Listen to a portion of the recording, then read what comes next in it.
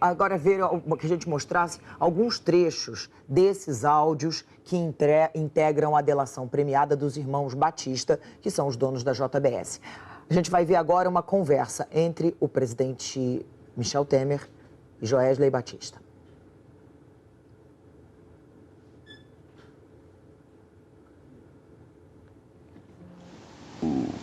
Temos o áudio? O telefone lá do Pardo com o Gedé. Volta e me citava alguma coisa meio tangenciana a nós, não sei o quê. Eu tô lá me defendendo. Como é que eu mais ou menos dei conta de fazer até agora? Eu tô de bem com o Eduardo. Tem que manter isso. Bom, você viu aí um trechinho, é o áudio original. A gente ainda está fazendo um trabalho aí de decupagem desse áudio. A gente mostrou agora esse áudio para você, porque é o primeiro áudio que nós temos. Essa decisão do ministro Edson Fachin, do Supremo Tribunal Federal, que afastou o senador Aécio Neves, se baseou num diálogo entre o político e o empresário Joesley Batista, da JBS. Nessa conversa, o senador tentou orquestrar uma ação contra a Lava Jato. A Globo News teve acesso à transcrição desse diálogo, que está no despacho do ministro Edson Fachin. Ou seja, o que você vai ver agora é a reprodução dessa conversa sem as vozes de Aécio Neves e de Joesley Batista.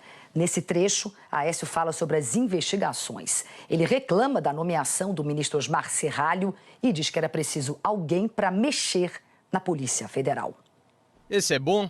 Tá na cadeira. O ministro é um de que não dá um alô. Peba, está passando mal de saúde, pede para sair, Michel tá doido. Veio só eu e ele ontem de São Paulo. Mandou um cara lá, o Osmar Serralho, porque ele errou de novo de nomear essa desse... Porque aí mexia na PF. O que vai acontecer agora? Vai vir inquérito de uma porrada de gente. Eles são tão bunda mole que eles não... O cara que vai distribuir os inquéritos pro delegado. Você tem lá 100, sei lá, 2.000 delegados da Polícia Federal. Você tem que escolher 10 caras, né? O Moreira, que interessa a ele, vai pro João. Pro João. É, o Aécio vai pro Zé. Tem que tirar esse cara. É, pô, esse cara já era, tá doido? E o motivo igual a esse? Claro, criou o clima. É, ele próprio já estava até preparado para sair. Claro, criou o clima. Vai voltar a Brasília para conversar com o repórter Nilson Clava. Nilson, o que você tem aí de informação pra gente? Que novidade? Boa tarde, Cris. Boa tarde a todos. Olha, informação em primeira mão. Acabei de conversar com o ministro da Cultura, Roberto Freire. Ele acaba de anunciar que vai sim abandonar o governo, vai entregar hoje o cargo dele à Casa Civil, porque ele vai respeitar a decisão das bancadas, tanto do Senado quanto da Câmara dos Deputados do PPS. Portanto, é a primeira baixa no governo depois dessa decisão, né, do presidente Michel Temer de não renunciar ao cargo.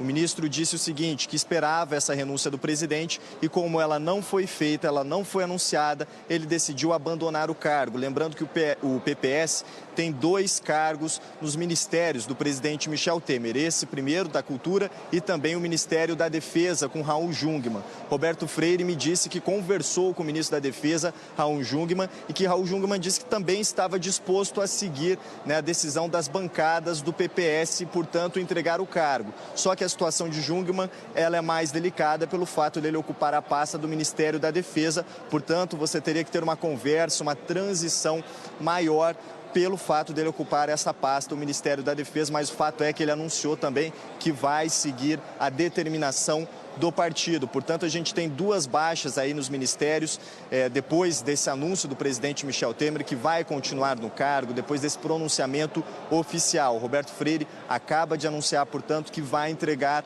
o cargo, vai entregar o ministério. A gente vinha falando um pouco mais cedo da expectativa sobre o posicionamento do PSDB, partido aliadíssimo do governo, partido com 3 ministérios, e aí nos bastidores a gente tinha aquele consenso, né, por parte dos deputados e também senadores de que se essa gravação viesse à tona não teria mais como sustentar esse governo e que, portanto, os ministros, inclusive Bruno Araújo, disseram a parlamentares que estariam dispostos também a entregarem os seus cargos, mas oficialmente, portanto, acabei de falar com o Roberto Freire e confirmou, o PPS não ocupa mais a pasta do Ministério da Cultura. A primeira baixa do governo Michel Temer depois do que foi anunciado. Aqui na Câmara dos Deputados, durante esse anúncio, a gente teve uma movimentação muito grande no Salão Verde, todo mundo que estava ali já observando, acompanhando o anúncio que foi feito pelo presidente. Logo depois, a oposição foi aos microfones, dar coletiva, questionou, né, essa manutenção do presidente no cargo e disse o seguinte, que agora vai lutar por 2 pontos, ou pelo processo de impeachment, já são 3 processos apresentados na Câmara dos Deputados, ou então pelo Tribunal Superior Eleitoral, que julga a cassação da chapa Dilma Temer. Eles apostam nessas 2 possibilidades. O deputado Alessandro Molon disse que o presidente Michel Temer, ele não decidiu renunciar pelo fato do apego ao foro privilegiado. Esse foi o argumento utilizado pela oposição, que agora disse que vai obstruir a pauta, não vai deixar nenhum tema ser discutido e sim também vai tentar agilizar, acelerar esse processo de impeachment que corre aqui na Câmara dos Deputados. Já a base governista aqui está muito dividida. A gente vê essa movimentação nos bastidores, muitas reuniões, a reunião do PSDB, que eu já falei aqui, que há esse consenso de que o governo ficou insustentável, assim como a presidência, né, de Aécio Neves junto ao PSDB. O PSDB, inclusive, decidiu que o senador Aécio Neves não pode continuar na presidência. Um dos nomes que é um dos nomes favoritos é, sim, de Carlos Sampaio, para ocupar essa presidência, pelo menos na fase transitória, né, dos 30 dias, e há esse consenso no PSDB. O PPS, ontem o líder, ele já tinha, Arnaldo Jordi, anunciado que, na visão dele, o presidente deveria renunciar. Logo depois, a bancada do Senado, com o senador Cristóvão Buarque, também colocou esse posicionamento e agora a gente tem, portanto, a decisão oficial de abandonar os cargos, de deixar o governo. E estamos na expectativa, então, das próximas reuniões, das próximas decisões das bancadas governistas, porque o PSDB, a sensação por aqui que também uma saída é iminente, essa saída do PSDB do governo. O Democratas, nós conversamos mais cedo também com o presidente José Agripino Maia, ele disse que ainda era cedo, que ainda ia esperar um pronunciamento, ia esperar, na verdade, a chegada do áudio envolvendo o presidente Michel Temer para tomar esse posicionamento. Mas o fato é que a base governista começa a tomar uma decisão e grande parte dela já questionando aí a sustentabilidade, o quanto o governo Michel Temer ele deve permanecer. Então, o futuro do governo Michel Temer está agora aqui no Congresso e nessa discussão da base governista. Cris. Nilson, muitíssimo obrigada, viu, pelas suas informações. Agora sim, eu vou conversar com o Guilherme Penha, que é especialista em direito constitucional.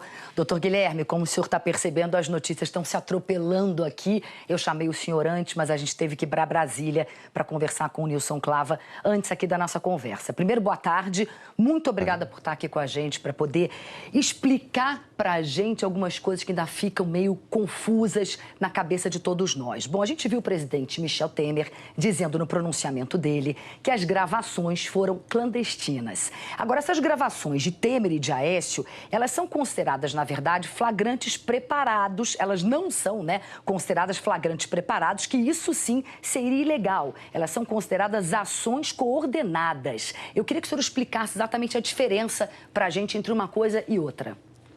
Ok, boa noite, Cristina. É um prazer estar aqui falando contigo. Na verdade, essas provas não são ilegais. Há um processo regular perante o Supremo Tribunal Federal, inclusive homologado pelo ministro relator da Corte. Ilegais elas não são. E mesmo que elas fossem ilegais, mesmo assim não seriam imprestáveis. O Supremo Tribunal Federal já tem hoje entendimento no sentido de que, mesmo sendo a prova ilícita em algumas situações pela gravidade do fato e a situação, elas poderiam ser utilizadas, desde que houvesse a comprovação de que pudesse ocorrer um fato ilícito contra o outro interlocutor ou a coletividade. De tal maneira que essas provas, a meu sentir, não são ilegais e, mesmo que fossem, não seriam imprestáveis, poderiam ser utilizadas. É bom lembrar que há um processo tramitando pelo Supremo Tribunal Federal, com intervenção do Poder Judiciário, do Ministério Público. Portanto, ilegais, a princípio, em tese, elas não são. É importante fazer agora uma distinção entre o que é uma ação coordenada e um flagrante preparado. Até porque a ação coordenada é prevista por lei e é lícita. E o flagrante preparado, a princípio, ele seria ilegal, seria inválido. A diferença básica é que quando há um flagrante preparado, na verdade, a autoridade policial ou seus agentes instigam aquele autor a praticar o fato. O fato talvez não seria praticado se, porventura, não houvesse aquele flagrante.